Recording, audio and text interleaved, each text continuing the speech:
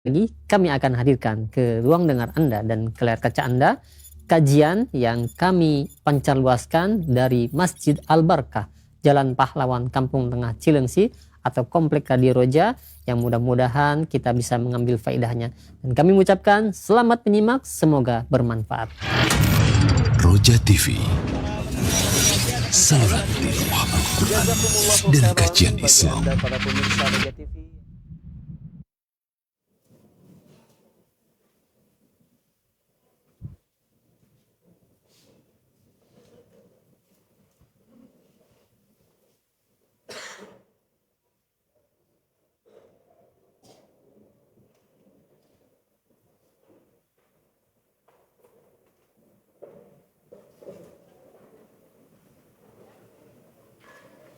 Bismillahirrahmanirrahim. Assalamualaikum warahmatullahi wabarakatuh. Alhamdulillahi rabbil alamin. Wabihi nasta'inu ala umurid dunya wad din. Wassalatu wassalamu ala al-mab'uthi rahmatan lil alamin. Nabiyyina Muhammadin wa ala alihi wa sahabatihi wat tabi'in.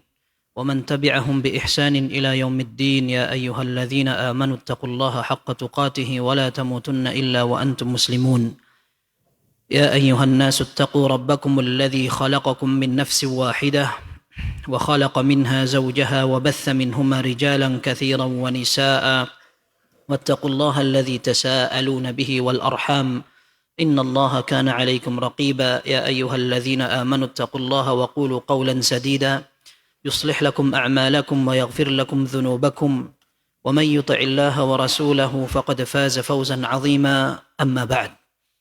Ikhwah sekalian, di dalam Sahih Bukhari dan Muslim, Nabi sallallahu alaihi wasallam pernah menyatakan, "Walladzi nafsu Muhammadin biyadihi, innahu la ya'ti 'alaikum zamanun la tarawni wala an yarani ahabbu ilaiha min an yakuna lahu mithlul mali wa ahlihi indahu."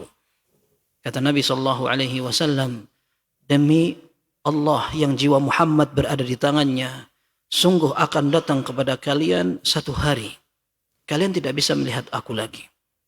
Dan dalam hadis ini disebutkan tentang beberapa ciri-ciri hari kiamat. Lalu beliau mengatakan, nanti akan ada hari. Sebagian ulama mengatakan yang diajak bicara dalam hadis ini para sahabat.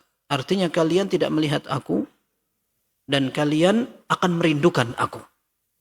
Atau yang dimaksudkan adalah maksudnya para tabi'in dan setelahnya.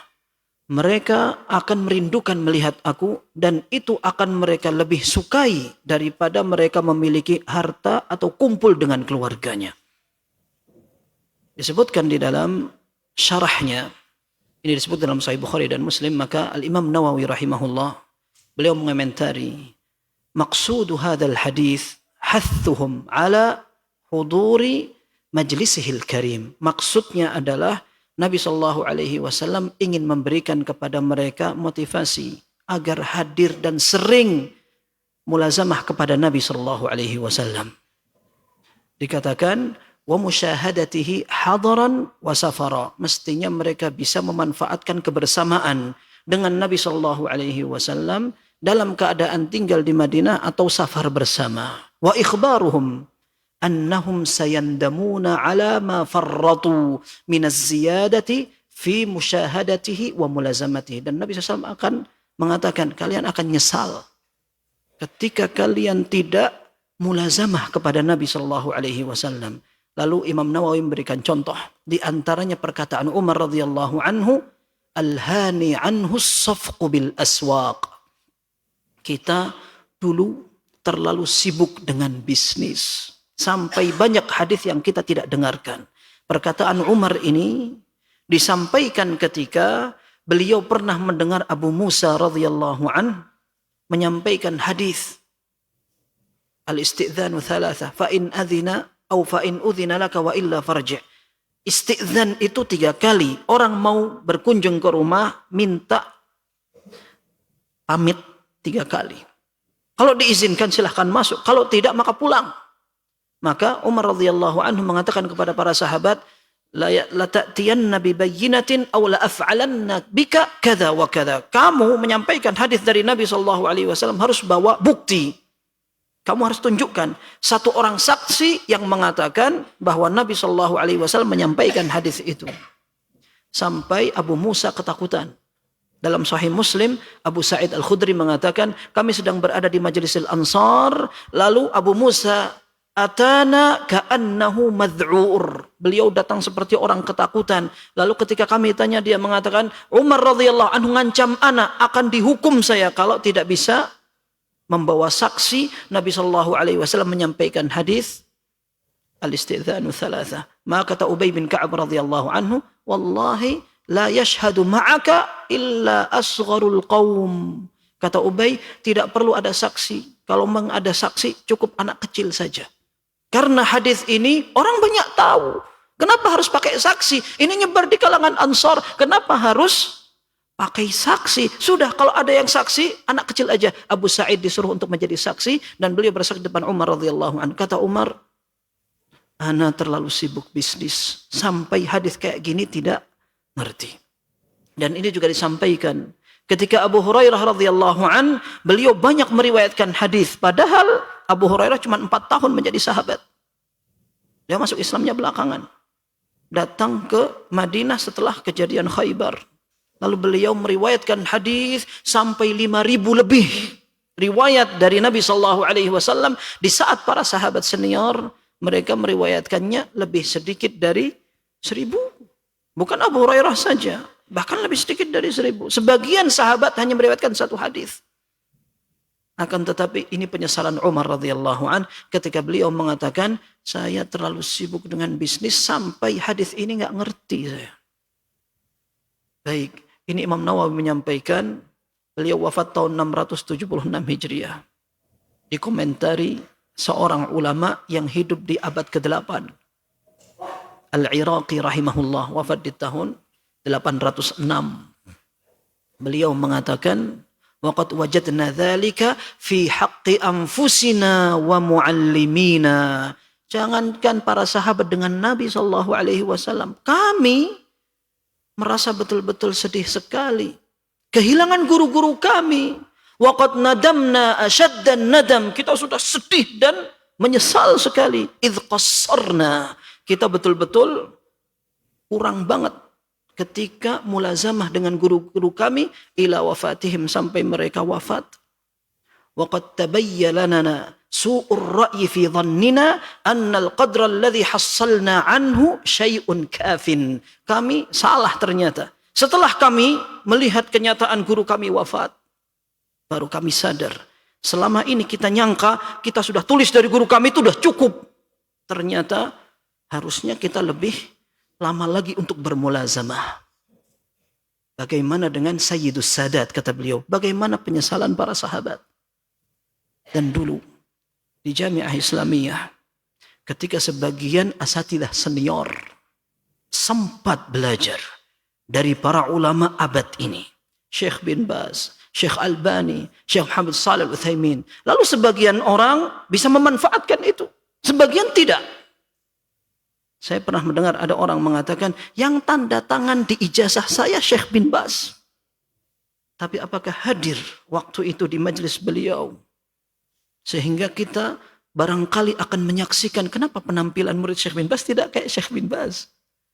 Memang susah seorang akan mengikuti gurunya, akan tetapi setidaknya nasihat-nasihat guru kelihatan terpancar pada murid-muridnya. Minimal dalam hal prinsip. Akan tetapi ikhwas sekalian, orang yang betul-betul bisa memanfaatkan waktu, bisa memanfaatkan ilmu, dan hukum asalnya belajar itu talaqi. Hukum asalnya belajar itu ngambil dari ahlinya. Kalau ada orang bisa sabar, tulul mulazamah, lama dalam menuntut ilmu, menimba kepada ahlinya, ini merupakan kesabaran yang ekstra, hebat ini. Kalau ada orang mungkin coba-coba, atau mungkin cepat bosan. Dulu pernah kita sampaikan perkataan Syafi'i rahimahullah, yatlub hadzal ilma man talabahu bitamallul wa ghinan nafsi fayuflih. Tidak bakal ada orang sukses belajar gampang bosan, apalagi merasa tidak butuh dengan ilmunya. Dia dari awal belajar merasa tidak butuh. Bagaimana dia akan menguasai ilmu agama itu? Tapi orang yang sukses, orang yang belajar dengan al-faqr, dengan sederhana sekali. Dan dia dengan khidmatul ilm, dengan siap untuk melayani ilmu ini, maka dia yang akan sukses. Semoga kita termasuk orang yang sukses dalam belajar. Ikhwas sekalian, kita akan melanjutkan pembahasan tentang adab seorang penuntut ilmu di depan gurunya, berhadapan dengan kawannya, ketika berbicara dengan atau berinteraksi dengan kitabnya, bahkan dengan majelisnya. Kita kemarin sudah pelajari ada sekitar 5 adab. Kita akan masuk ke pembahasan poin 6. Tapi sebelumnya kita pernah membahas bahwa seorang talibul ilm perlu memprioritaskan Al-Quran dulu. Ketika akan belajar, maka yang didahulukan adalah Al-Quran. Dihafalkan, dipahami, diamalkan. Lalu kita juga pernah belajar bahwa orang yang baru pemula tidak pantas banget dia segera menyibukkan diri dengan khilaf di antara ahlul ilm. Ini membuat dia tidak bisa paham ilmu. Dari awal sudah sibuk dengan perbedaan pendapat. Yang ketiga, kita dulu pernah sampaikan bahwa hendaklah seseorang berusaha fokus untuk menguasai ilmu hadis. Usahakan untuk menguasai ilmu hadis. Segala permasalahan dan juga pemahamannya agar orang bisa menguasai cabang-cabang setelahnya. Ini yang nyampaikan Ibnu Jama'ah. Kemudian berikutnya kita pernah mempelajari bahwa orang kalau sudah pernah menguasai beberapa ilmu dasar, barulah dia bisa membaca buku-buku mutawwalat. Buku-buku yang memang luas dan dibahas oleh para ulama detail. Baik, kini kita akan mempelajari beberapa adab ketika belajar di majlis dengan para ulama. Kira-kira bagaimana yang harus kita lakukan strateginya? As-sadis, adab yang ke-6. An yalzama halqata syaikhihi fit tadrisi wal iqra'. Hendaklah seseorang, atau maksudnya murid, dia berusaha untuk selalu menghadiri majlis syekhnya, baik dalam penyampaian pelajaran ataupun iqra'. Iqra' itu artinya guru terkadang dan dulu bahkan hampir semua majlisnya para ulama itu iqra'. Jadi masing-masing murid membawa buku dan bukunya dibaca ke syekh. Maka ini belum waktu yang lama. Kita sering mendengar masyayikh kami ketika mereka mengatakan, saya belajar mulazamah ke Syekh Utsaimin, saya belajar ke Syekh Abdullah Al-Anqari, saya belajar ke Syekh bin Baz, Syekh Muhammad bin Ibrahim. Mereka cerita, qara'tu alaihi kitab kada, qara'tu alaihi kitab kada. Ana sudah menghatamkan kitab ini kepada syekh itu. Ana sudah menghatamkan kitab ini. Artinya, mereka ketika belajar kepada seorang guru, memang buku itu dibawa, dibaca. Dan memang majelis ada 2. Disampaikan di sini, majelis itu ada yang penyampaian umum, ada yang membaca. Dan bisa jadi dalam satu majelis ada 5 murid bawa bukunya beda-beda. Itu mungkin sekali. Ya, ada yang membaca tafsir, ada yang akidah, ada yang bahasa. Wajar. Syekh Utsaimin rahimahullah, beliau termasuk orang yang menjama'. Ya, jama' artinya mengumpulkan syarah-syarah semuanya. Beliau di kajiannya ada tafsirnya, ada hadisnya, ada usul fikihnya, ada fikihnya, ada sirahnya, ada apanya, dan syarah-syarah lengkap beliau punya itu. Ya, beliau punya syarah-syarahnya itu. Beliau warisi dari gurunya, Syekh Muhammad Nasir As-Sa'di rahimahullah. Yang beliau pernah cerita, ana pernah mulazamah ke guru ana dari orang banyak sampai mengerucut sedikit sampai ana benar sendirian dengan Syekh ana ini. Sampai akhirnya beliau mengatakan ana selesaikan. Dan Allah Azza wa Jalla memberikan kemudahan setelah itu. Sampai akhirnya banyak murid yang mulazamah kepada beliau. Sampai mulazamahnya besar. Sampai pertama pengajian di maktabah atau perpustakaan. Tidak cukup di masjid. Di masjid tidak cukup. Sampai akhirnya dibesarkan. Allah kasih barokah dalam ilmu itu. Setelah beliau mulazamah kepada gurunya Syekh Nasir As-Sa'di sendirian. Maka dulu nasihat para ulama. Jangan mengentengkan ketika seorang punya murid 1 orang. Siapa tahu 1 orang ini menjadi manfaat besar. Dan bisa jadi yang banyak. Mudah-mudahan lebih besar lagi. Ya, harapannya begitu. Baik. Kemudian dikatakan di sini, bal wa jami'a majalisihi idza amkan. Mestinya kalau dia bisa, dia berusaha untuk menghadiri semua majlis gurunya. Ini diceritakan oleh Syekh Abdul Aziz Sadhan hafizahullah. Beliau menyebutkan ada seorang ahli bahasa atau ahli fikih dalam madhab Hanafi. Beliau mengatakan, ana datang ke majlis guru ana di hari Jumat, nggak ada dars, nggak ada pengajian. Tapi ana tidak ingin membuat kebiasaan ana terganggu dengan libur. Kalau ana hari Jumat tidak ke sana, ana khawatir besoknya pas ada pengajian ana tidak ke sana. Ana ingin membiasakan diri ana mesti ke sana sudah. Sampai hari Jumat beliau tahu itu libur, tetap ke sana. Nah, ini disiplinnya para ulama sampai seperti itu. Baik, kemudian dikatakan fa innahu la yaziduhu illa khairan wa tahsilan wa adaban wa tafdila. Orang yang berusaha menghadiri majlis gurunya dengan berbagai ilmu yang berbeda-beda akan menghasilkan kebaikan, ilmu, adab dan keutamaan-keutamaan. Kama qala Ali radhiyallahu anhu fi hadithihi al-mutaqaddim, sebagaimana nasihat Ali radhiyallahu anhu yang pernah disebutkan sebelumnya. Kita sudah bahas dulu. Ali radhiyallahu anhu ini disampaikan dalam kitab Al-Faqih wal Mutafaqih oleh Al-Khatib Al-Baghdadi. Ali radhiyallahu anhu mengatakan, wala yashba' min tuli suhbatihi, tidak pantas seorang murid cepat bosan untuk bermulazamah kepada gurunya. Fa innama huwa kan nakhlah tantadhiru mata yasqutu 'alaika minha syai'. Guru itu seperti pohon kurma.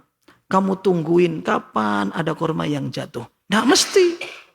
Enggak mesti pagi, enggak mesti siang. Tahu-tahu ada yang jatuh begini. Tapi kalau kamu pengen betul-betul menunggu kurma jatuh, berarti nunggunya perlu lebih lama. Artinya guru seperti itu. Kita tidak ngerti ilmu mana yang sangat bermanfaat, maka kita mulazamah yang lama.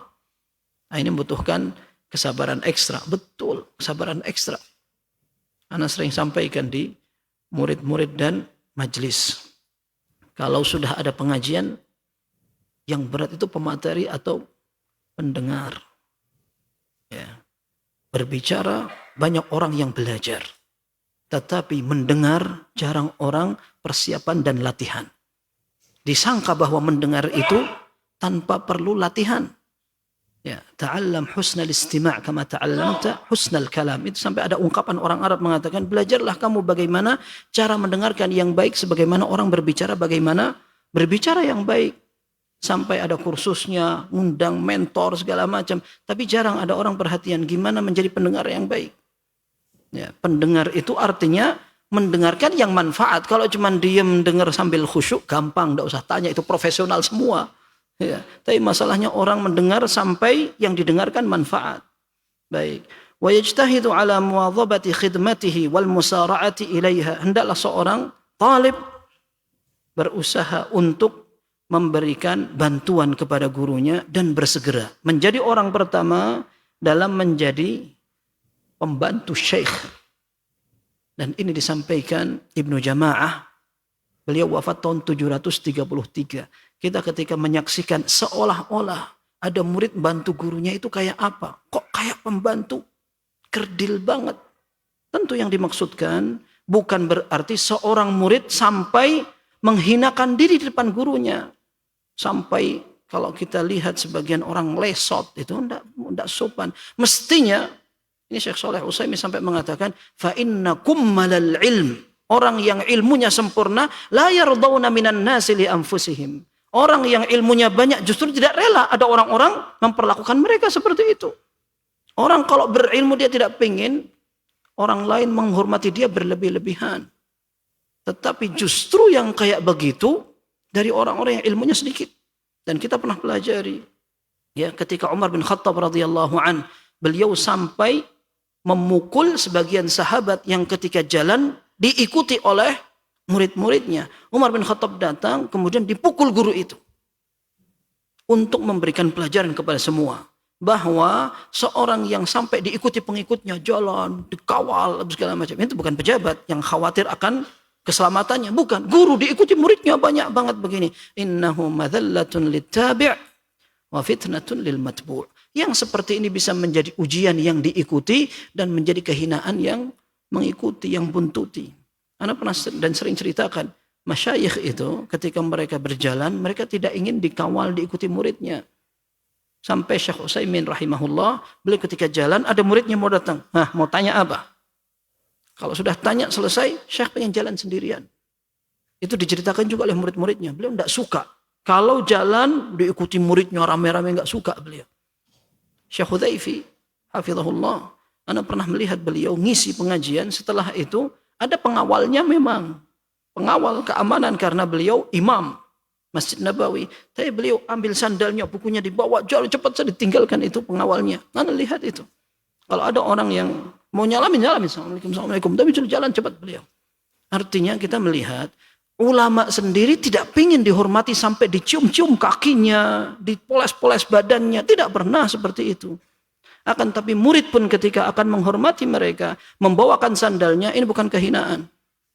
Diambilkan bukunya, dibawakan, tidak masalah. Kalau memang seandainya guru itu ridha, nggak ada masalah. Dulu sebagian sahabat, mereka sampai membawakan sandal Nabi SAW, mengambilkan airnya, bahkan kalau butuh apa mengawalkan. Nabi SAW buang hajat, dikawal di luar. Nah, ini tidak masalah sebenarnya, selama tidak membuat dia terhina. Tidak masalah. Fa inna dzalika yuksibuhu syarafan wa tabjila. Karena justru ketika seseorang berusaha memberikan penghormatan kepada guru, dia akan terhormat juga. Wala yaqtasiru fil halqati ala sama'i darsihi faqat idza amkanahu. Dan sebisanya seseorang tidak hanya cukup mendengarkan pelajaran dia saja. Maksudnya bagaimana? Tadi Anda ceritakan, dulu para ulama sebagian mereka ketika belajar, yang membaca tidak hanya satu orang dan satu materi. Bisa jadi dalam satu majelis ada 5 orang, kitabnya berbeda-beda.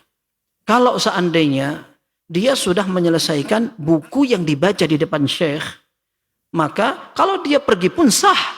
Karena dia sudah selesai.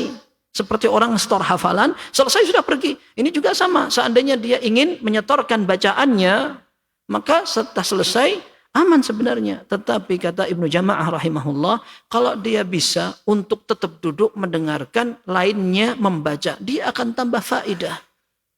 Ya, dan subhanallah, antum pernah dengar penulis kitab Umdatul Ahkam, Abdul Ghani Al-Maqdisi, wafat tahun 600 Hijriah.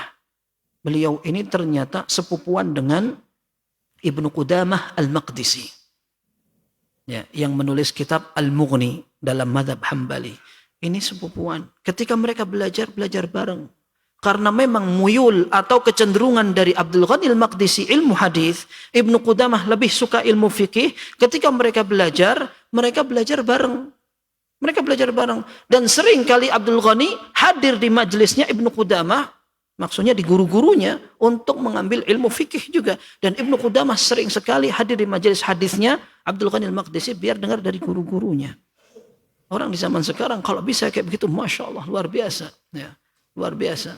Dulu di Jami'ah ada beberapa mahasiswa, mereka sampai lintas kuliah. Mereka tahu nanti jam sekian Syekh Abdul Muhsin Al-Abbad akan ngajar di kelas. Maka mereka ketika ada kelas kosong, langsung mereka betul-betul melihat jadwalnya, pindah ke kelas itu pengen mendengar. Terus sampai kawan-kawan cerita, ini di kuliah syariah. Di kuliah syariah yang hadir dari mahasiswa fakultas hadis banyak banget.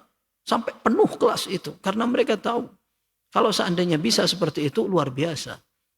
Bahkan di antara nasihat Syekh Abdul Muhsin Al-Abbad, ini nasihatnya berat untuk orang yang mampu aja. Beliau mengatakan kalau ada di antara kita yang punya kecenderungan pengen belajar hadis, jangan masuk hadis. Masuknya ke jurusan fikih saja. Karena dia pasti akan belajar hadis karena sudah tertarik. Nah, belajar fikih yang dia tidak tertarik itu akan terpaksa belajar sambil dia suka belajar hadis, dia akhirnya mempelajari dua-duanya. Itu kan untuk yang mampu, ya. Kalau enggak mampu nanti gagal dua-duanya. Ya, karena fikih yang sudah menjadi kewajiban, dia tidak suka mempelajari hadis, dia tidak sempat, ya. Tapi ala kulli hal kita lihat memang berbeda, ya, semangat orang sekarang dengan orang dulu. Baik. Dikatakan dalam perkataan Ibnu Jama'ah, fa inna dzalika alamatu qusuril himmati wa adamil falahi wa bud'it tanabbuh. Orang yang hanya mencukupkan dengan buku yang dibacanya di depan syekh. Ana mau membaca buku tafsir aja, setelah selesai dari bacaan ana, sudah ana pergi. Sudah selesai hajah ana gitu. Kalau seandainya dia diam, dia akan mendengarkan bacaan-bacaan yang lain. Tetapi kata Ibnu Jama'ah rahimahullah, orang yang cepat-cepat pergi ini menunjukkan bahwa memang tekadnya lembek. Tidak punya niat yang kuat sekali. Sehingga dia tidak mendapatkan faedah yang banyak. Bal ya'tani bisairid durusil masyruhati dabtan wa ta'liqan wa naqlan in ihtamala dhihnuhu dhalik. Mestinya dia memperhatikan semua pelajaran yang disyarah atau dijelaskan oleh gurunya. Dan dia juga mencatat, menulis, dan juga memperhatikan. Tapi memang Ibnu Jama'ah mengatakan, in ihtamala dhihnuhu dhalik. Kalau seandainya memang akalnya mampu. Sebagian orang kalau tidak mampu tambah bingung. Hadir di sini, hadir di situ. Kok susah ya? Akhirnya anak kayaknya nggak pantas belajar. Bukan, karena memang kita nggak mampu. Kalau tidak mampu ya sudah kita ambil semampunya. Ini kalau seandainya mampu. Baik. Wa yusyariku ashabaha hatta ka'anna kulla darsin minha lahu. Ini yang ideal. Dia berusaha untuk mengikuti semua murid gurunya. Semua murid gurunya yang hadir mau membaca apa saja dia ikuti. Seolah-olah semua buku yang dibaca murid-murid itu adalah pelajaran dia. Ini karena kita nggak kebayang ya. Kita nggak kebayang gimana cara belajarnya para ulama dulu. Dan memang anak sering melihat.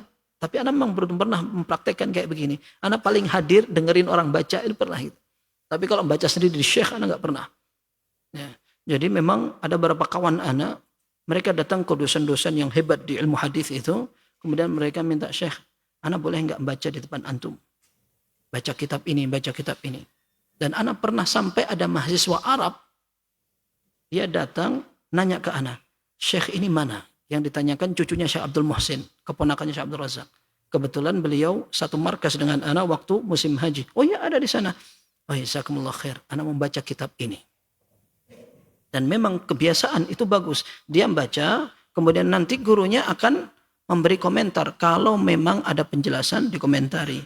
Jadi kita belajar itu kelihatan ada pegangan. Orang kalau tidak ada pegangan, susah dia akan menguasai. Jadi masuk telinga kanan, tidak sempat keluar kiri, sudah balik lagi, sudah begitu.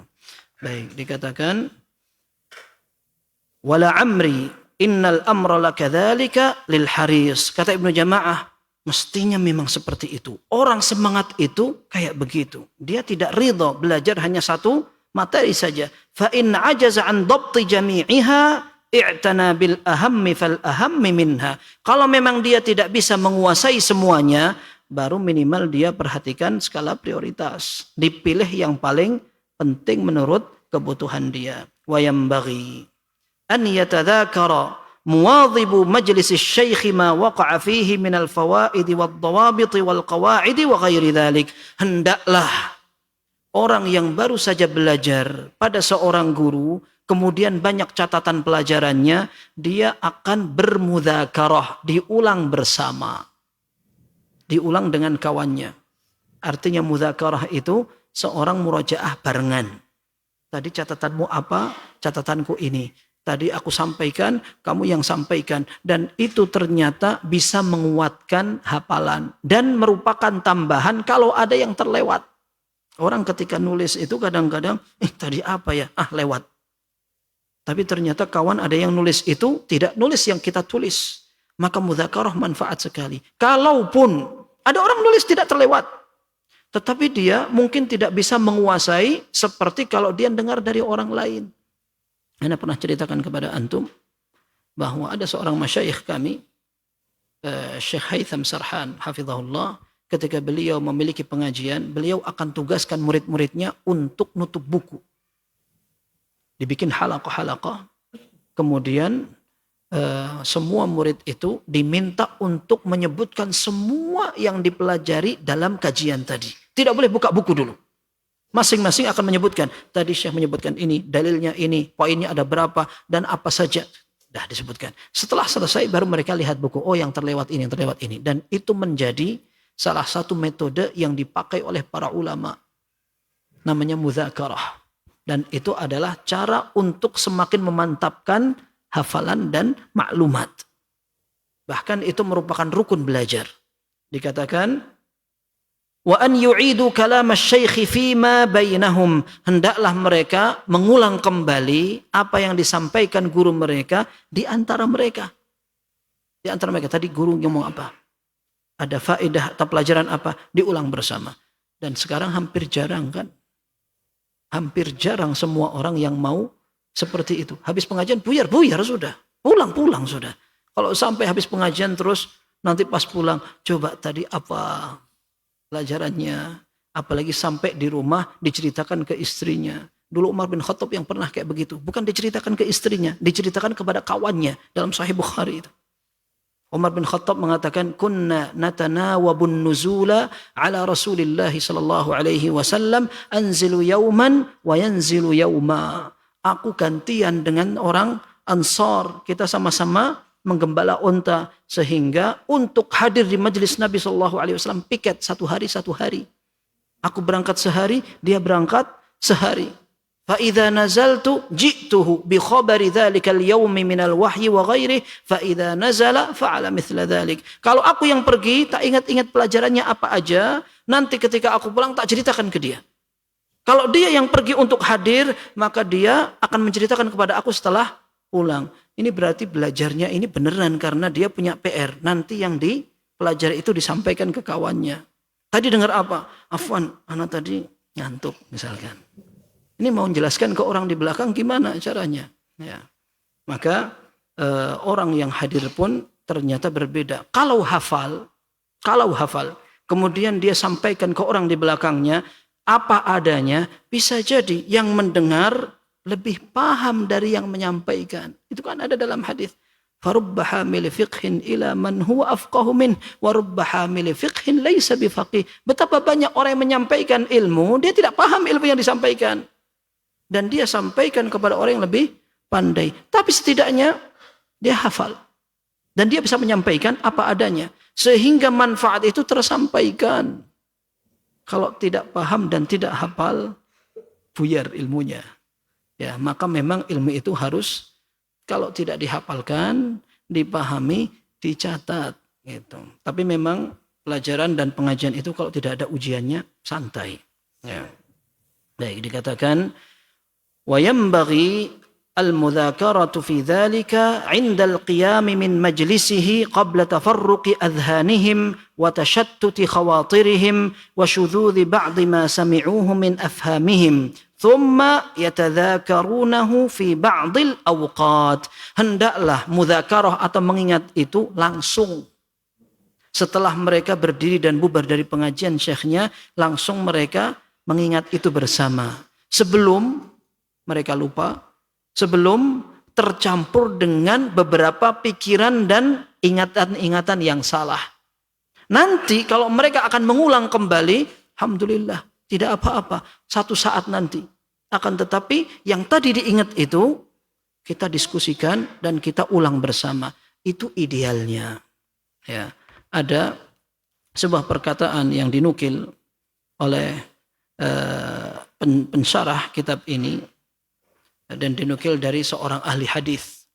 Namanya Abul Hajjaj Al-Mizzi rahimahullah. Beliau wafat tahun 742 Hijriah. Ahli hadis yang menulis kitab Tahdzibul Kamal. Beliau mengatakan, "Man talabal ilma wa dzakarah hasunat dunyahu wa akhiratuh. Fa'adim lil ilmi mudzakaratan fa hayatul ilmi mudzakaratuh." Beliau mengatakan, barang siapa yang menuntut ilmu dan selalu mengulang-ulang bermudzakarah, maka dunia akhiratnya akan indah. Beruntung dia dunia akhirat karena belajar sambil mudzakarah. Maka kata beliau, selalu usahakan orang belajar itu diulang-ulang karena hidupnya ilmu dengan mengulang-ulang. Ya, ini ada 2 bait saja syairnya. Man talabal ilma wa dzakarah hasunat dunya wa akhiratuh fa'adim lil ilmi mudzakaratuh fahayatul ilmi fa'adim lil ilmi mudzakaratan fahayatul ilmi mudzakaratuh. Ya, ini kata Syekh Shalih Al-Utsaimin, kalau kita dengar kemudian kita hafal, lalu kita pulang sambil di jalan menghafalkan ini, maka dia akan nancep hafalannya. Dan ini lebih penting daripada orang yang nunggu. Kalau mahasiswa itu belajarnya kan nunggu mau ujian pas mepet.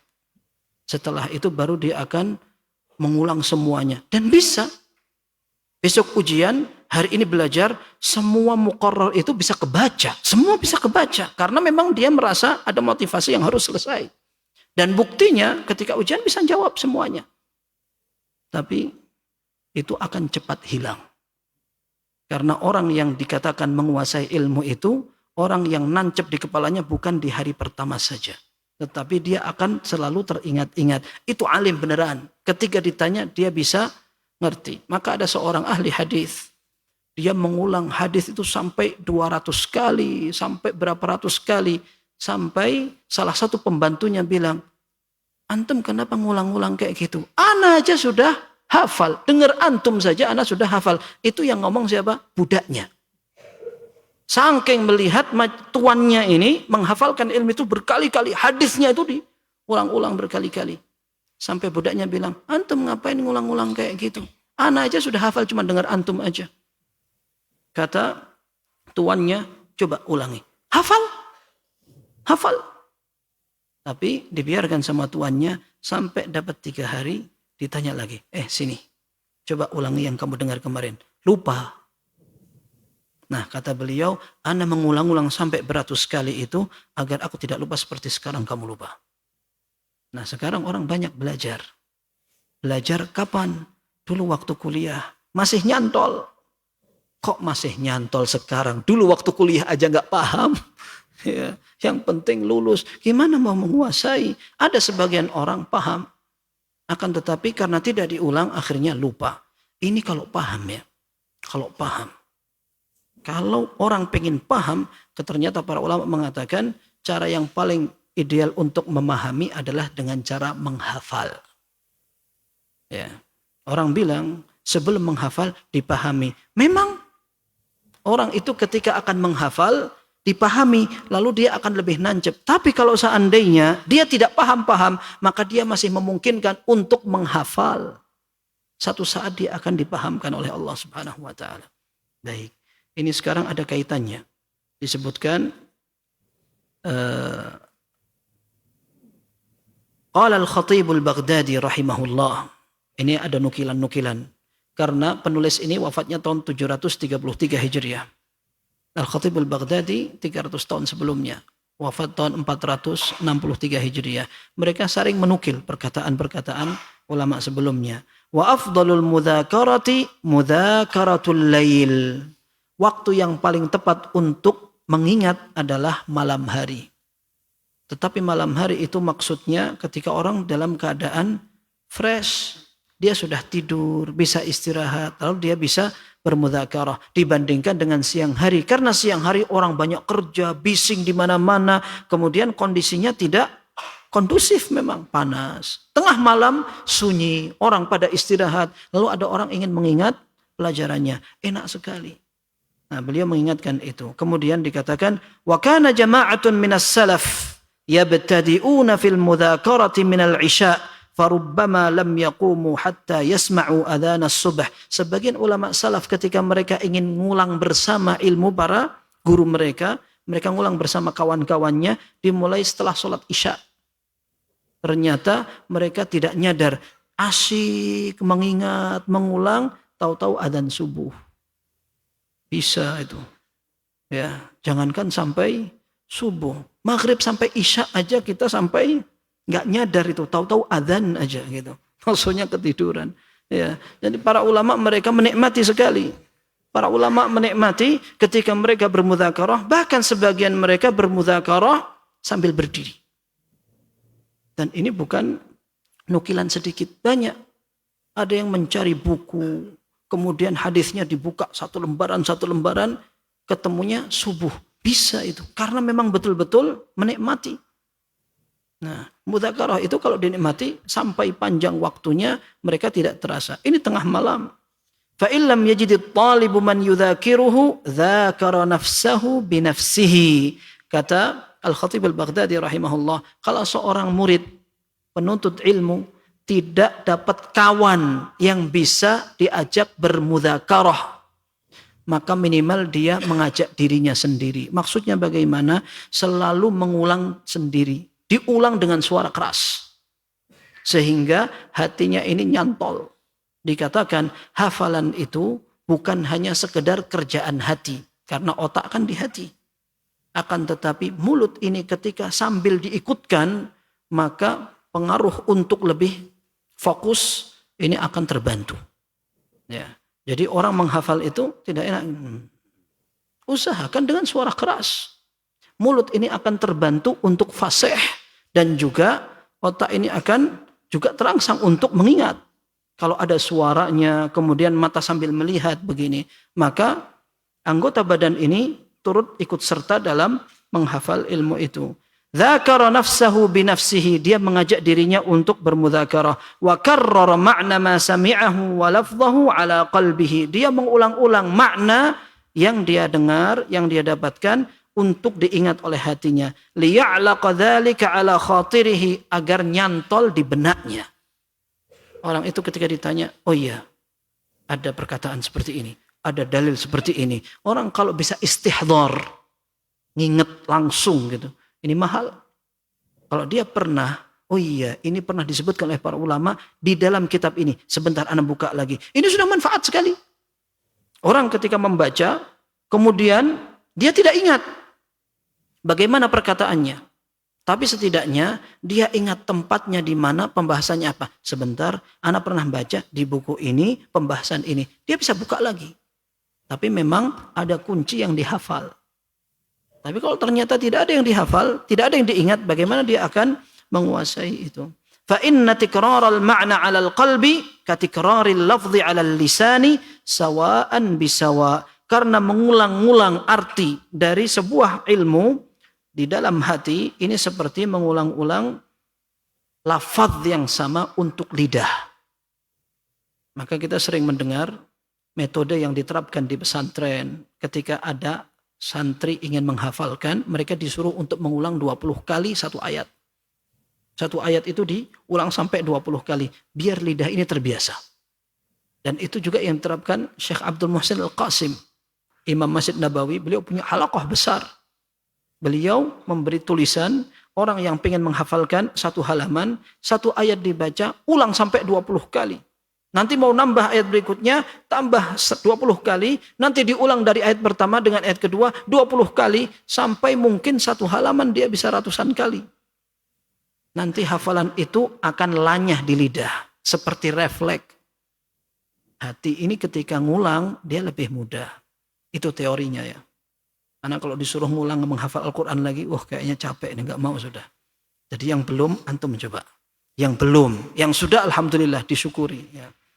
Para ulama bilang tidak hafal Quran itu aib dalam belajar. Ya. Sampai ini dikatakan di antara contohnya ada seorang ulama namanya Uthman ibn Abi Shaybah. Uthman ibn Abi Shaybah ini saudaranya Abdullah ibn Abi Shaybah. Abu Bakar sahibul Musannaf yang punya buku Musannaf ibn Abi Shaybah. Nah, ini punya saudara namanya Uthman ibn Abi Shaybah. Imam, thiqatun, thabtun, walahu awham. Dia punya kesalahan-kesalahan hafalan. Qila innahu la yahfazul Qur'an. Ada yang bilang dia tidak hafal Al-Quran. Berarti menghafal Al-Quran untuk dunia para ulama itu menjadi hal yang kayak sudah sunnatullah sudah. Jangankan ulama. Orang awam kayak orang-orang sentiti aja. Mereka menghafal Al-Quran. Wah itu biasa anak kecil kita itu hafal itu. Cepat sekali. Dan itu bisa dibiasakan. Begitu. Ala kulli hal. Mudah-mudahan bisa ya. Dikatakan wa qalla an yufliha man iqtasara 'ala al-fikri wat ta'aqquli bi hadrati asy-syaikh khassatan thumma yatrukuhu wa yaqumu wa la yu'awiduhu. Ini lihat nih. Dikatakan oleh penulis, Beliau mengatakan sedikit banget ada orang beruntung dalam belajar, berhasil dalam belajar kalau dia hanya mengandalkan omongan syekh di majelis. Dia berusaha untuk pahami itu saja, setelah itu dia tidak ulang, tidak dihafalkan, lalu dia tinggalkan saja. Dia hanya hadir, dengar, paham, sudah itu saja. Jarang sekali kata Ibnu Jamaah yang akan sukses dalam belajarnya. Paham, dengar, tidak cukup. Harus diulang-ulang, harus dihafalkan. Dan dulu Syekh Utsaimin rahimahullah mengatakan banyak orang yang pengen gembosi penuntut ilmu untuk masalah hafalan. Katanya tidak penting, yang penting kita paham, nanti kita bisa menerapkan pada kasus-kasusnya. Ini sekarang sampai banyak hembusan hasutan orang begitu. Tidak penting hafalan itu. Orang zaman sekarang kalau mau cari informasi, klik dalam setengah menit dapat. Kenapa harus dihafalkan? Baik, Al-Quran tidak dihafal. Hadis tidak dihafal. Bagaimana mubadzirnya otak kita ini? Otak ini kalau kita tidak pakai, dia nganggur. Padahal kalau seandainya kita biasakan, kerja dia. Masalahnya kita aja yang malas untuk memperagakan itu. Maka sampai kata Ibnul Jauzi rahimahullah dalam Sayyidul Khatir, beliau mengatakan, "Laisa man yahfadhu nisfal Qur'ani kaman hafidhal kull, wa laisa man hafidha mi'ata haditsin kaman hafidha alfa." Tidak sama orang yang hafalannya setengah Al-Quran dengan yang hafal 30 juz, tidak sama orang yang hafalannya 100 hadis dengan hafalannya 1000 hadis. Wa ala hadza falaysa al-ilmu illa mimma hussila bil hifdz. Dengan demikian ilmu itu tidak dikatakan ilmu kecuali yang dikuasai dengan hafalan. Orang bisa menguasai itu kalau dia hafal. Sampai ada perkataan, ihfadz fa kullu hafidhin imam. Hafalkan. Orang yang hafal itulah dia yang di depan. Begitu. Kalau dia, enggak penting, sekarang pahami aja. Nanti dikarang sendiri waktu jawab pelajaran. Tapi itu cepat hilangnya. Habis itu lupa dia. Satu saat akan ditanya, sudah enggak ingat lagi. Sudah isya belum? 3 menit. Masya Allah. Al-barakah beda waktu isyanya. As-sabi'. Ya, poin yang ke-7. Idza hadara majlis asy-syaikh sallama 'alal hadirin bi sautin yusmi'u jami'ahum. Ini adab ke-7. Yang lain lagi ketika dia sudah sampai di majelis, hendaklah dia menerapkan adabnya. Di antaranya sampai di majelis mengucapkan salam. Baik. Wa khassa asy-syaikh bi ziyadati tahiyyatin wa ikram. Hendaklah dia mengkhususkan tambahan untuk gurunya. Setelah mengucapkan salam, didoakan yang lebih untuk gurunya. Karena memang jasanya dalam menyampaikan ilmu lebih besar. Wa kadzalika yusallimu idzan saraf. Demikian pula ketika dia akan meninggalkan majelis, hendaklah dia mengucapkan salam. Baik. Wa adda ba'duhum hilaqal ilmi fi hali akhdhihim fihi minal mawadhi'i allati la yusallamu fiha. Sebagian ulama, ini dinukil oleh Ibnu Jamaah, sebagian ulama, dan itu ada di buku fikih. Bahkan di buku syarah hadis. Ketika menjelaskan tentang anjuran mengucapkan salam. Kenapa mereka? Mereka mengatakan ada beberapa tempat orang itu tidak dianjurkan untuk mengucapkan salam. Contohnya, ini di sini disebutkan. Sebagian ulama mengecualikan majelis ilmu dari ucapan salam. Kalau orang lagi sibuk dengan baca, tahu-tahu disalamin. Nah, ini tidak terpuji. Nah, ini sebagian ulama mengatakan demikian. Dan ada ungkapan mereka, wala yusallimu ala talin. Tidak dianjurkan mengucapkan salam kepada orang yang membaca Al-Quran. Karena dia sedang sibuk. Disalamin, buyar. Apalagi pengajian kayak gini. Kalau seandainya ada orang masuk di pintu itu, Assalamualaikum. Pengajiannya langsung ada iklannya itu. Langsung berhenti. Dek. Orang semua noleh ke sana. Ya kan? Maka para fuqaha mereka mengatakan tidak pantas ketika orang datang langsung membuat dojah atau keributan sambil mengatakan Assalamualaikum. Baik. Tapi apakah itu benar? Dikritik oleh Ibnu Jamaah rahimahullah. Ibnu Jamaah mengatakan ini tidak ada dalilnya. Beliau mengatakan wa hadza khilafu ma 'alaihi al-'amalu wal 'urf.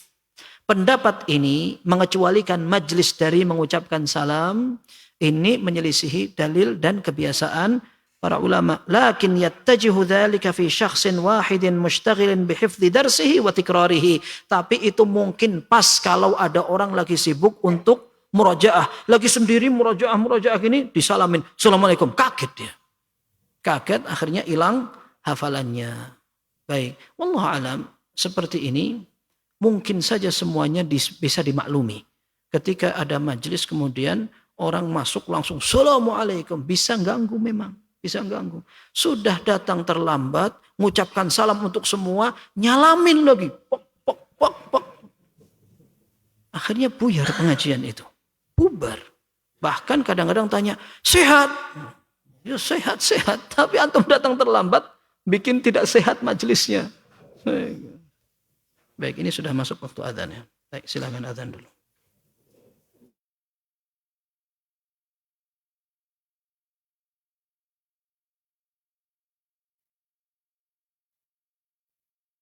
Ikhwatan Islam, kita simak dikumandangkannya azan sholat Isya untuk wilayah Jakarta dan sekitarnya.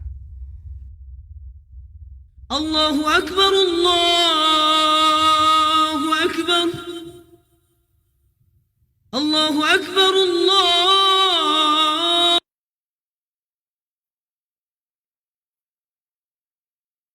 Allahu Akbar.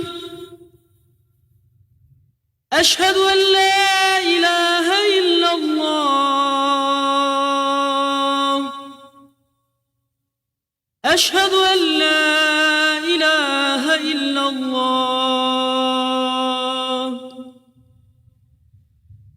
أشهد أن محمدا رسول الله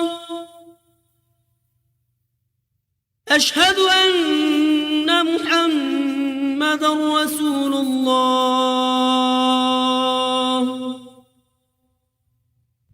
حي على الصلاة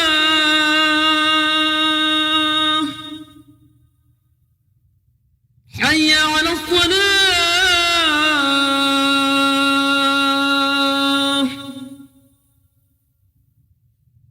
حي على الفلاح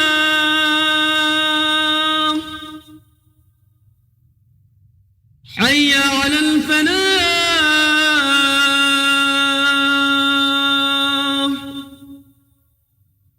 الله أكبر الله أكبر لا إله إلا الله. اللهم صل على محمد وعلى آل محمد كما صليت على آل إبراهيم إنك حميد مجيد. اللهم بارك على محمد وعلى آل محمد كما باركت على آل إبراهيم إنك حميد مجيد. اللهم رب هذه الدعوة التامة والصلاة القائمة آت محمدا الوسيلة والفضيلة وابعثه مقاما محمودا الذي وعدته.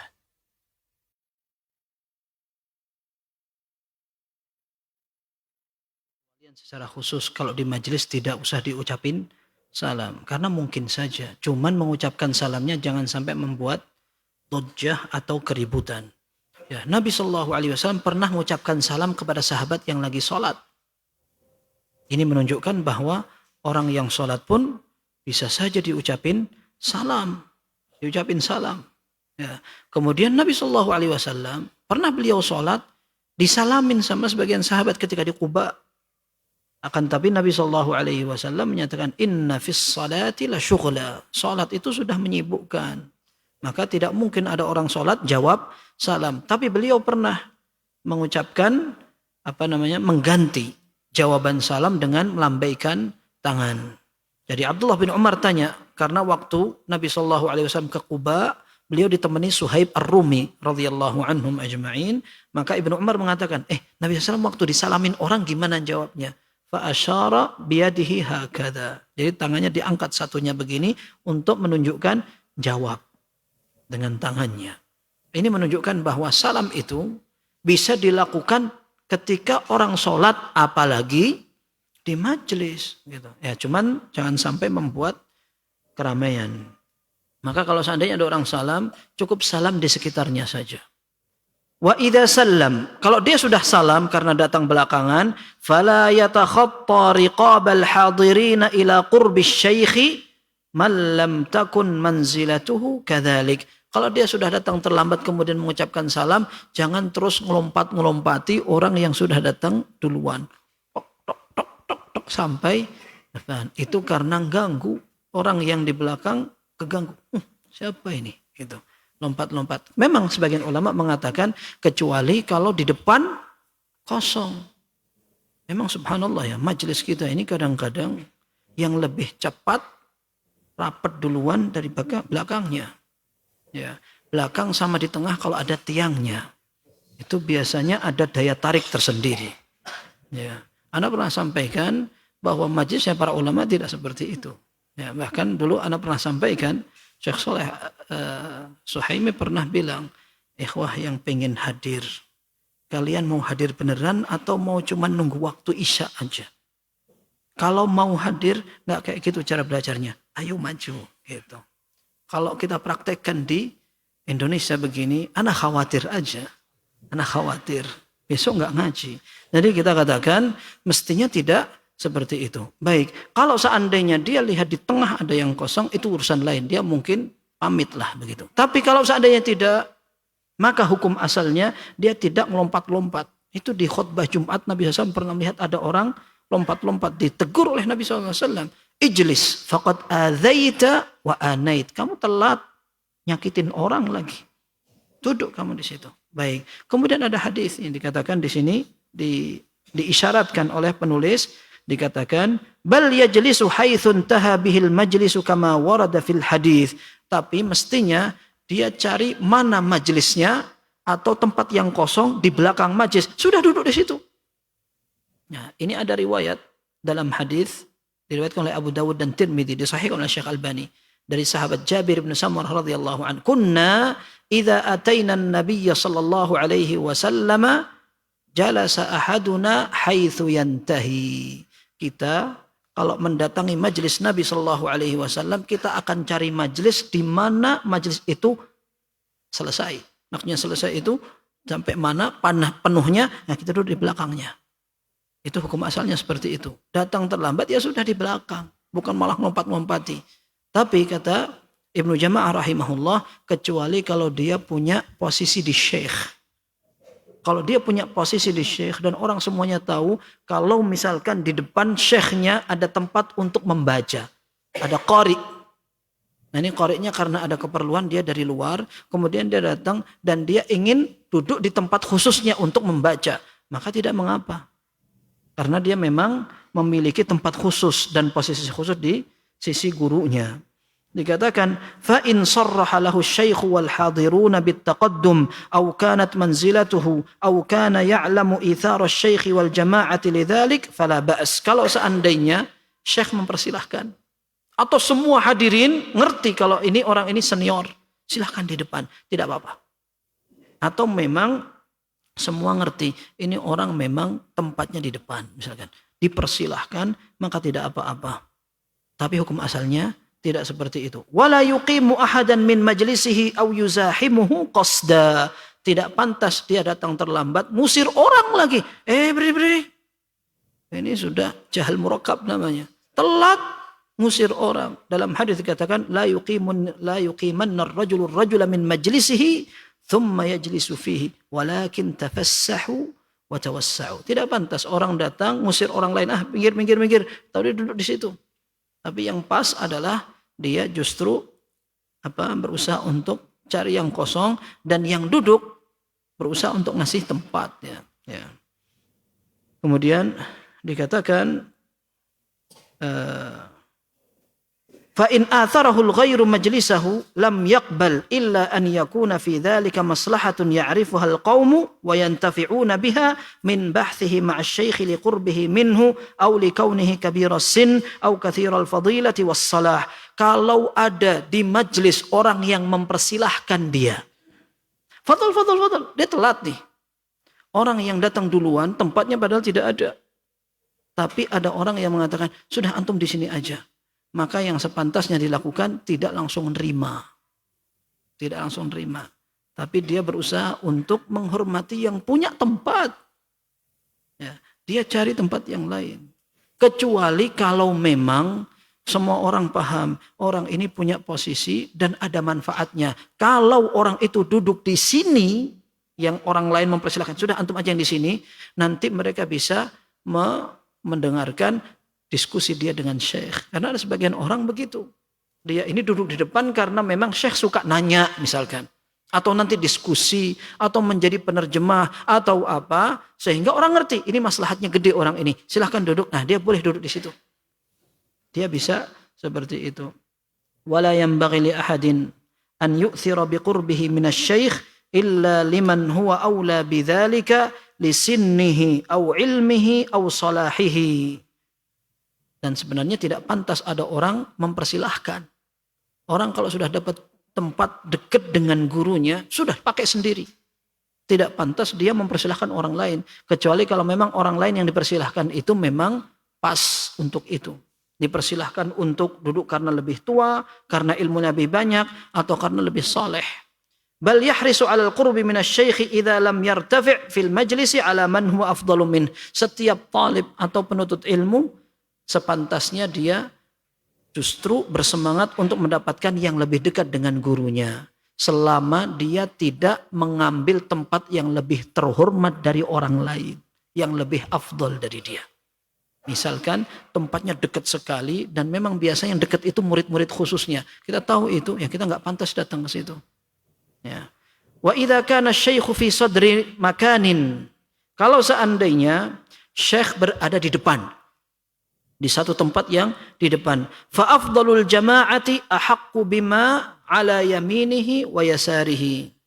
Maka orang yang paling hebat istilahnya di tengah-tengah hadirin, dialah yang pantas untuk duduk di kanan kirinya syekh. Nah, subhanallah, ini pembahasan detail kayak gini. Ini memang tidak disebutkan dalam dalil, tetapi para ulama mengambil istinbat. Biasanya sebagian sahabat, mereka ada yang di kanan Nabi SAW. Sampai ada riwayat itu. Ibnu Abbas masih kecil. Ibnu Abbas pernah duduk di sebelah kanan Nabi SAW. Lalu Nabi SAW minum. Setelah beliau minum, beliau mengatakan, antum ridho apa enggak bekas minum saya ini tak kasih yang kiri. Karena yang kiri lebih tua. Maka kata Ibnu Abbas, ana enggak mau memprioritaskan orang lain untuk mendapatkan bekas minuman antum. Ana mau. Tapi itu hak. Dan ini menunjukkan bahwa posisi di kanan lebih istimewa dari yang kiri. Ini yang disebutkan para ulama. Sampai pun dia anak kecil. Maka Nabi SAW pengen ngajari. Beliau minta izin. Kamu rela apa enggak? Kalau bekas minum saya ini, saya kasihkan ke orang tua yang di sebelah kiri. Ibnu Abbas bilang, enggak. Berarti yang kanan ini posisi yang istimewa. Berarti kalau seandainya ada seorang syekh berada di depan. Yang paling pantas untuk menduduki posisi kanan dan kirinya adalah orang yang paling istimewa juga dari hadirin. Ya. Wa in kana ala tarafi suffatin aw nahwiha fal mubajjaluna ma'al ha'iti wa ma'a tarafiha qubalatahu. Kalau beliau, ini gurunya ini berada di pojokan. Maksudnya pojokan itu yang ada tempat untuk sandaran tangan atau sandaran badan. Kalau seandainya yang dikatakan tarafi suffah artinya dia bisa sandaran begini. Maka orang-orang yang terhormat tadilah mereka yang berada di sekitaran situ juga. Sehingga mereka bisa sandaran juga. Kalau duduk ini, duduk. Kemudian gurunya nyandar, yang pantas nyandar itu orang-orang yang terhormat juga. Gitu. Kemudian dikatakan, wa ma'atarafiha qubalatahu. Dan mereka juga bisa duduk di depannya. Duduk di depan syekh itu. Wa yanbaghi lirrufaqa fi darsin wahidin aw durusin an yajtami'u fi jihatin wahidatin liyakuna nadharu syekhi ilaihim jami'an 'inda asy-syarh. Ini kalau seandainya kita berbicara di majlis, guru ini punya banyak murid. Maka sebaiknya seorang murid kalau dia bersama rombongan atau sama kawan-kawannya yang banyak, dia duduk di satu tempat sehingga syekh itu tidak perlu gini. Ya. Kalau murid itu berada di depan semua atau di satu arah, maka guru itu akan gampang untuk ngajak dialog, tidak perlu capek-capek begini. Ini maksudnya kalau memang tempatnya cukup. Kalau tempatnya tidak cukup atau memang melebar tidak ada masalah. Tidak ada masalah. Tapi mestinya seperti itu idealnya. Ya, Anda bayangkan, Anda pernah pengajian di masjid yang lebar sekali. Yang hadir sedikit.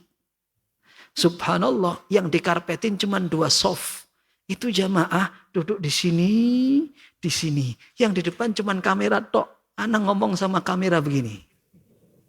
Akhirnya anak pengajian tuh kayak dicuekin gitu. Orang di sana duduk, masa anak pengajian begini-begini. Ya. Tapi memang ini ternyata tidak pas dan ternyata Ibnu Jama'ah rahimahullah jauh-jauh hari sudah membahas. Sudah sepantasnya penuntut ilmu, kalaupun dia berada satu pelajaran atau pelajarannya banyak, masing-masing dari murid itu bawa kitab yang berbeda-beda. Tapi sudah sepantasnya mereka duduk di satu arah yang menggampangkan guru untuk melihat ke arah mereka. Ya. Wala yakhussu ba'dahum fi dzalika duna ba'd. Tidak perlu sebagian mereka mengkhususkan sebagian kawan. Nah, kalau antum enaknya di tempat yang paling PW. Tidak perlu kayak gitu. Semuanya sama. Semua penuntut ilmu itu sama. Bahkan yang datang duluan dia lebih berhak untuk mendapatkan posisi. Wa qad jaratil 'adat fi majalis at-tadris bi julusil mutamayyizin qubalata wajhil mudarris wal mubajjalin min mu'idin aw za'irin an yaminihi wa an yasarihi. Sudah menjadi kebiasaan para ulama. Ini kata Ibnu Jama'ah, menjadi kebiasaan para ulama di majlis-majlis pelajaran, orang-orang yang hebat, orang-orang yang cerdas, yang belajar, mereka duduknya di depan guru. Sementara orang-orang tamu atau orang dekat guru, mereka duduk di sebelah kanan dan kiri. Kalau murid, meskipun mereka cerdas, biasanya mereka di depan guru. Seperti itu. Baik. Ini panjang. 1/4 jam lagi. Khairan insyaAllah kita cukupkan. Sekian. Mudah-mudahan ada manfaatnya. Kurang lebihnya mohon maaf. Sallallahu wasallam wa barak ala abdihi wa rasulihi nabina Muhammad wa alihi wa sahbihi ajma'in. Tadi ada pertanyaan?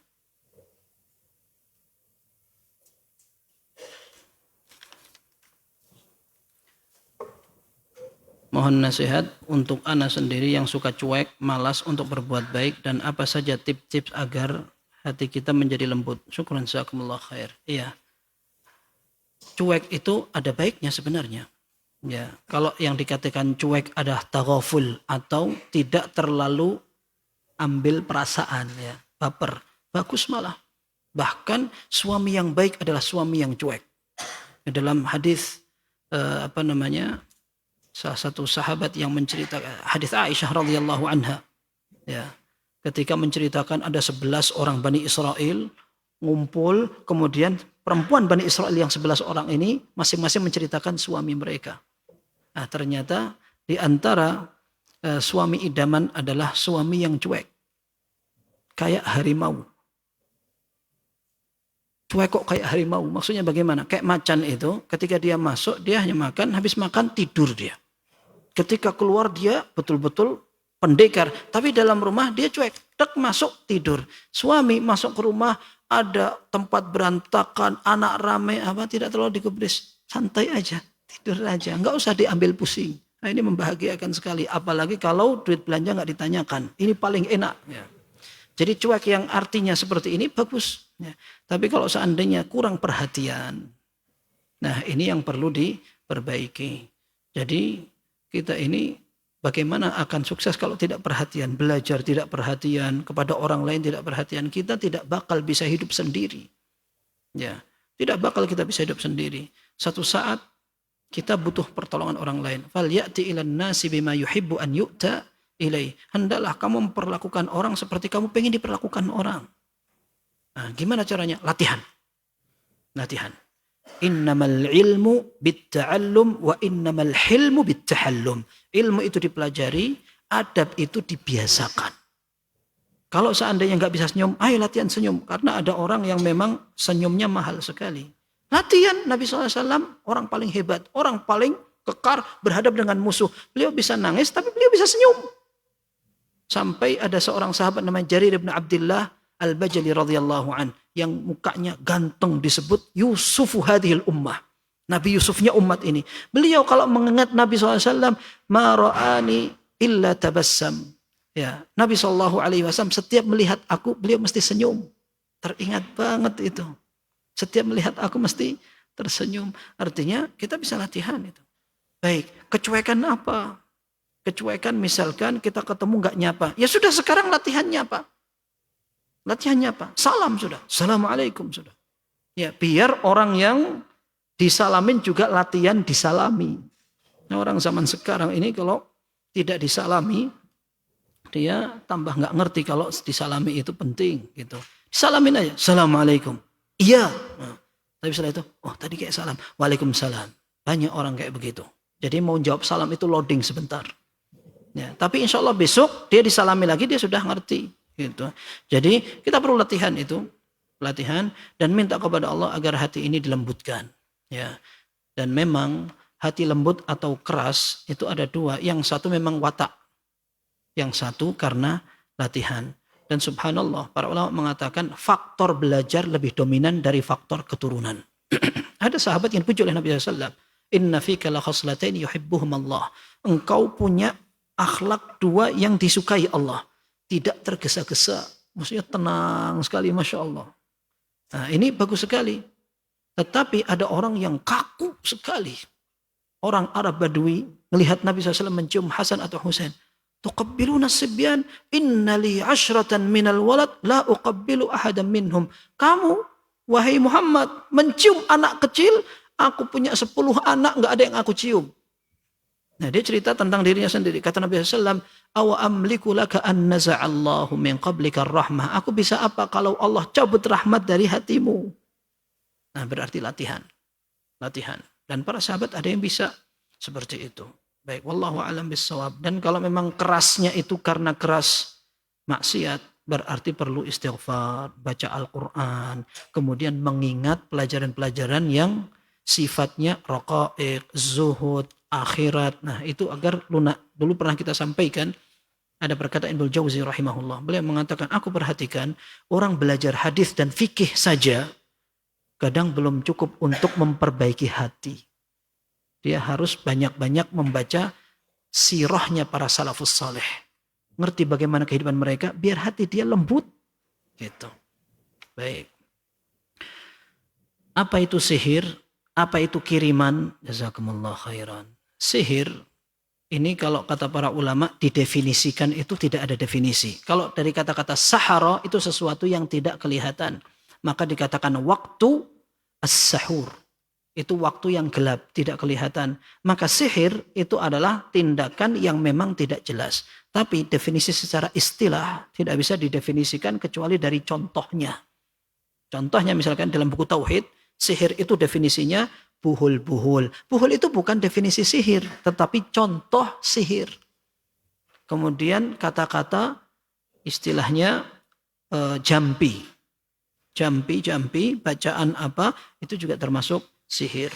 Kemudian pengaruh yang ada hubungannya dengan setan. Itu namanya sihir. Dan sihir itu ilmu kesyirikan tapi bisa dipelajari. Maka di dalam surat Al-Baqarah dikatakan fayata'allamuna minhuma ma yufarriquna bihi bainal mar'i wa zawjih. Maka mereka belajar dari dua malaikat itu ilmu yang bisa memisahkan seorang pasangan dari pasangannya. Berarti ilmu sihir itu dipelajari. Maka Ibnu Rajab mengatakan ilmu ada 3, ilmu yang manfaat, ilmu yang manfaat tapi tidak dimanfaatkan, ilmu yang tidak bermanfaat. Ilmu yang tidak bermanfaat ini ilmu sihir. Tidak manfaat bahkan membahayakan.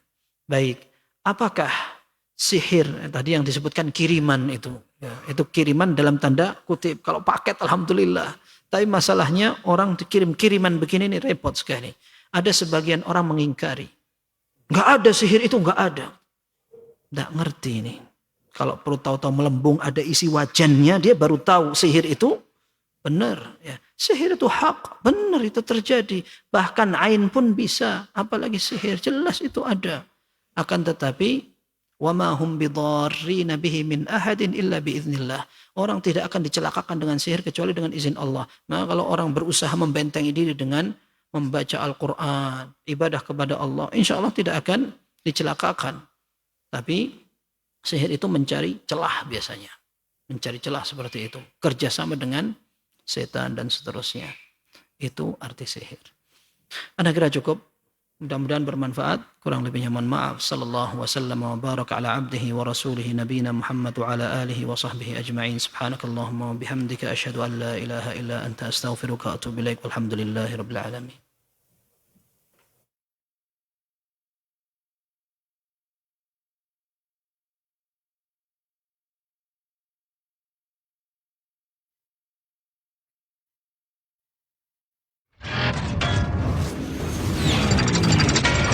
Roja TV.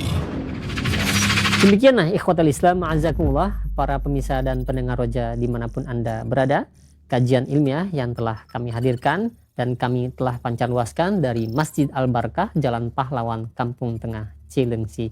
Mudah-mudahan menjadi ilmu yang bermanfaat untuk kita semua. Wassalamualaikum warahmatullahi wabarakatuh. Roja TV. Saluran di Muhammad Quran dan kajian Islam. Para pemirsa Roja TV.